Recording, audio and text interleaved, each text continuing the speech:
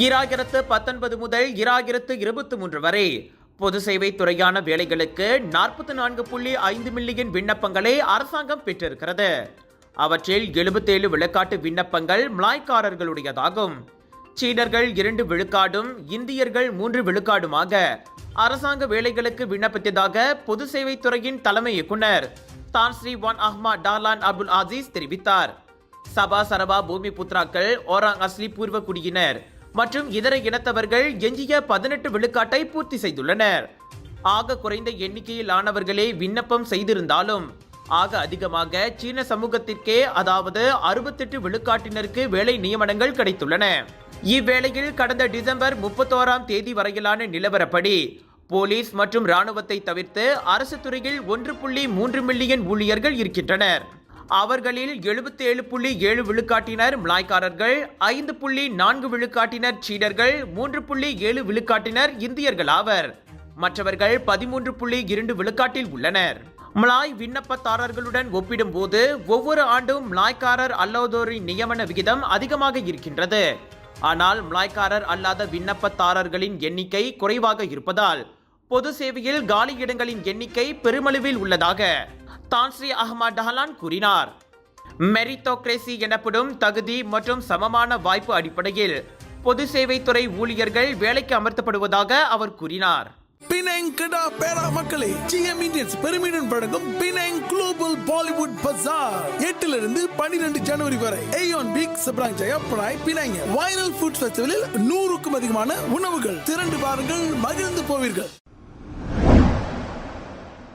இந்த ஞாயிற்றுக்கிழமை வரை பஹாங் மற்றும் ஜொஹோரில் பல இடங்களில் தொடர்ச்சியாக அபாயகரமான நிலையில் மழை பெய்யும் என மெட் மலேசியா எனப்படும் மலேசிய வானிலைத்துறை எச்சரித்துள்ளது.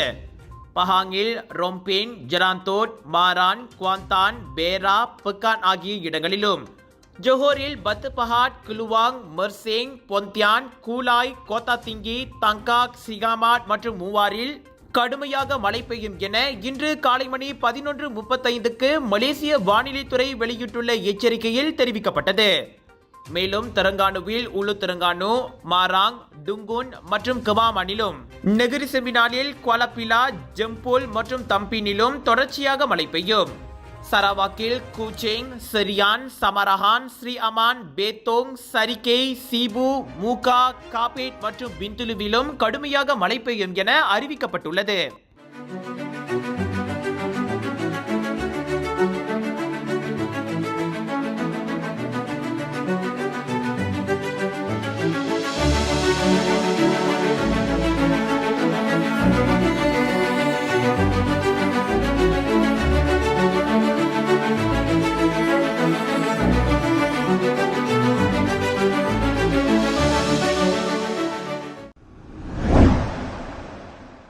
நெகிரி செம்பிலான் நீலாகில் உணவகம் ஒன்றில் நுழைந்த முகமூடி கும்பல் பாராங்கத்தியால் வெட்டியதில் 4 காயமடைந்தனர். நேற்றிரவு 9:40 மணியளவில் அச்சம்பவம் நிகழ்ந்துள்ளது. உள்ளூர் ஆடவர்கள் என நம்பப்படும் 5 காரில் வந்திருங்குவது CCTV கேமராவில் பதிவாகியுள்ளது. வந்தவர்கள் உணவகத்தில் சாப்பிட்டுக் கொண்டிருந்த சில ஆடவர்களை நெருங்கி பாராங்கத்தியால் சரமாரியாக தாக்கினர். அதில் 44 வயது முதல் 59 வயதிலான 4 ஆடவர்கள் காயமடைந்து ஸ்ரம்பான் தொங்கு ஜஃபார் மருத்துவமனையில் அனுமதிக்கப்பட்டனர். அவர்களின் உடல்நிலை சீராக இருப்பதாக நீலாய் மாவட்ட போலீஸ் தலைவர் சூப்பரிண்டென்டன்ட் அப்துல் மாலி அசீம் கூறினார். தாக்குதலுக்கான காரணம் விசாரிக்கப்பட்டு வருகிறது. ஆயுதத்தை கொண்டு கலவரத்தில் ஈடுபட்டதாக குற்றவியல் சட்டத்தின் 148வது பிரிவின் கீழும், ஆயுதத்தால் படுகாயம் ஏற்படுத்தியதாக அதே சட்டத்தின் 326வது பிரிவின் கீழும் அச்சம்பவம் விசாரிக்கப்படுகிறது. தாக்குதல் நடத்திவிட்டு தப்பியோடியவர்களை கண்டுபிடிக்க சம்பவத்தை நேரில் பார்த்த சாட்சிகளின் உதவியையும் போலீஸ் நாடியுள்ளது. வாங்கிய கடனை திரும்ப செலுத்த தவறியதால் உணவகத்தில் உணவு உட்கொண்டிருந்த ஆடவர் ஒருவர் தாக்கப்பட்டதால் காயமடைந்ததோடு தனக்கு அறிமுகமான நபர்களால் காரில் இழுத்துச் செல்லப்பட்டார். ஸ்கோடாய் தாமானுசா பெஸ்தாரியில் உள்ள உணவகத்தில் தாக்கப்பட்ட நிகழ்ச்சி தொகுப்பாளரான 34 வயதுடைய அந்த ஆடவர் சந்தேக நபருக்கு தனிப்பட்ட பயன்பாட்டிற்காக 37,000 ரிங்கேட் கடன்பட்டிருப்பதாக இஸ்கண்டா புத்ரி மாவட்ட போலீஸ் தலைவர் துணை கமிஷனர் குமரேசன் தெரிவித்தார். இந்த சம்பவத்தின் போது பாதிக்கப்பட்ட நபருடன் உணவு உட்கொண்டிருந்த தனது நண்பரை கும்பல் ஒன்று இழுத்துச் சென்றதால் அவர் காணவில்லை என 29 வயது பெண் ஒருவரிடமிருந்து புகாரை பெற்றதாக குமரேசன் தெரிவித்தார். அதன் பிறகு மறுநாள் அதிகாலை மணி 1:20 அளவில் தாமானுசா பெஸ்தாரி வட்டார பகுதியில் 5 சந்தேக பேர்வழிகள் கைது செய்யப்பட்டதோடு அக்கும்பலால் இழுத்துச் செல்லப்பட்ட நபரும் கண்டுபிடிக்கப்பட்டதாக இஸ்கண்டாபுத்ரி மாவட்ட போலீஸ் தலைமையகத்தில் நடைபெற்ற செய்தியாளர் கூட்டத்தில் குமரேசன் தெரிவித்தார். காரில் இழுத்துச் செல்லப்பட்ட 5 மணி நேரத்திற்கு பின் அந்த ஆடவர் பாதுகாப்புடன் கண்டுபிடிக்கப்பட்டதோடு 20 முதல் 29 வயதுடைய அந்த 5 ஆடவர்களும் கைது செய்யப்பட்டனர்.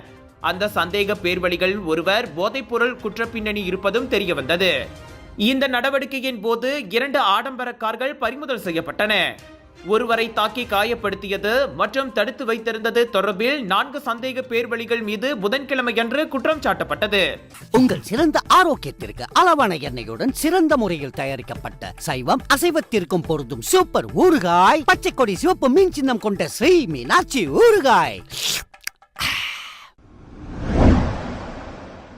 குவாலக்கடா கம்போங் சமாத்தாங் பினாங்கில் சட்டவிரோதமாக டீசல் கடத்தும் முயற்சியில் ஈடுபட்ட 5 நேற்று லங்காவி வட்டார மெரின் போலீஸ் குழுவால் கைது செய்யப்பட்டனர்.